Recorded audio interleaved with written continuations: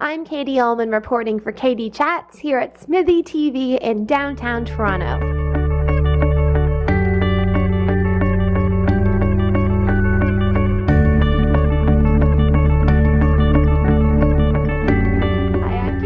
Reporting for KD Chats here in downtown Toronto with director James Genn and writer Dane Clark. How did you guys meet and start working together?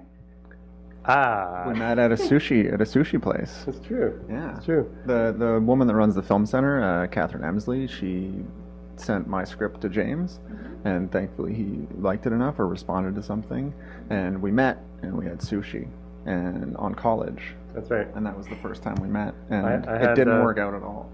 I had cold soba noodles and salmon and avocado roll. And Dane, I think you went... It was a bento box, I think. Yeah. Tell me a little bit about Old Stock. Have you been getting the audience reactions that you were expecting to get? Yeah, I mean, like I said, it's when we do find an audience, they love it.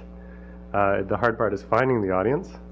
But it's great to hear, great reactions to it, and people quoting lines, that kind of thing. Yeah, and every audience is different. We found witches, obviously, but like the fun part of it, like we went and saw it in Sudbury, and people, laughed at certain type of jokes, and then in Toronto they laugh at other jokes.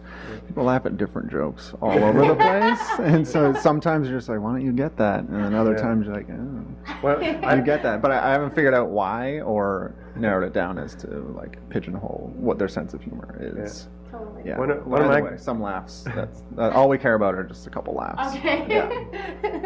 Or probably more things. I was just trying to say that one of my great pleasures of this film, or any film, is the experience of going into a theater anonymously, where they don't know that you made it, and sitting and hearing the audience react to it, and getting a feel for them, feeling them connect to the film is one of the greatest pleasures of making these things. And we've had a few occasions of that in screenings all over the place, and that makes it all worthwhile. Have each of you spent a lot of time in an old age home before you shot this film? No. I've never. I really wanted to. I really wanted to do some method writing and like spend a couple weeks or years like in a retirement residence just to get the feel of it, but we weren't able to work it out.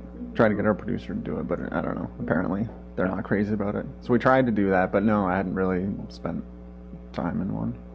I spent the 3 or 4 weeks in prep, coming and going from old age homes, and learned a lot, and the fortunate thing is the place we found in Orangeville just loved having us there, and a lot of the residents from the home are showing up in the backs of the shot. Yeah. So that was a lot of fun shooting in an old age home. I think there were some stories from the home where they would announce on the speaker when we had to block the elevators and that kind of thing. And at one time somebody said, you have to not go down the hall because they're shooting, and the whole place erupted in panic because they thought they were talking about an actual shooting.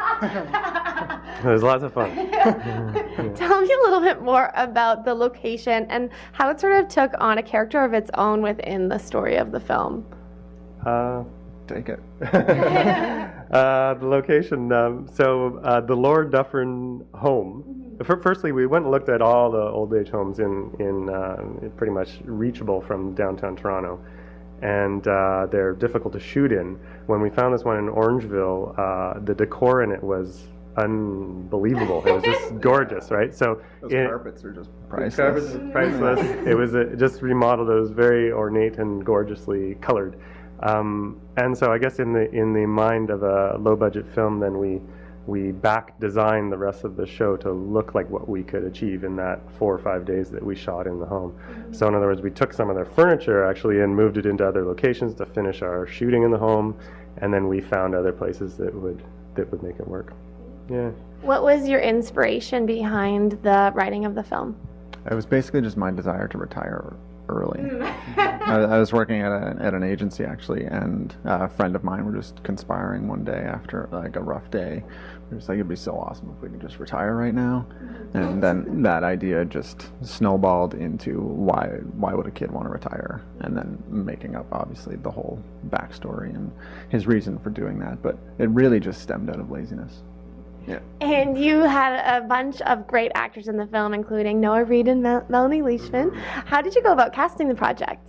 Well, Noah and Melly, we were on the show, so you met them. Noah, I just met in casting, and instantly I saw that I think he's a star. I think he's a lead.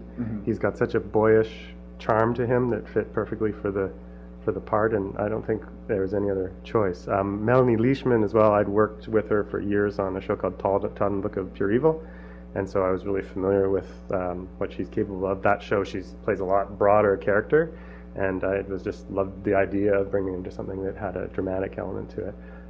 Same with Megan Heffron. I worked with her on a television show, and she again is a great comedic actor, and throwing her into a role that was so dramatic was really amazing, and I think it also added a real edge to the character in both those parts. Yeah. There were a couple of things that really lucked out too, that like characters that I'd written with certain actors in mind, like actors that have the same names, character names as their real life names in the movie were actually like written with them in mind, and it was amazing that James cast them and it worked out like that. Like Anand. Anand is Anand. Jason Weinberg. His name's Jason. Jason. Yeah. And so like we pictured those people when like creating the character, and it was just really cool seeing that.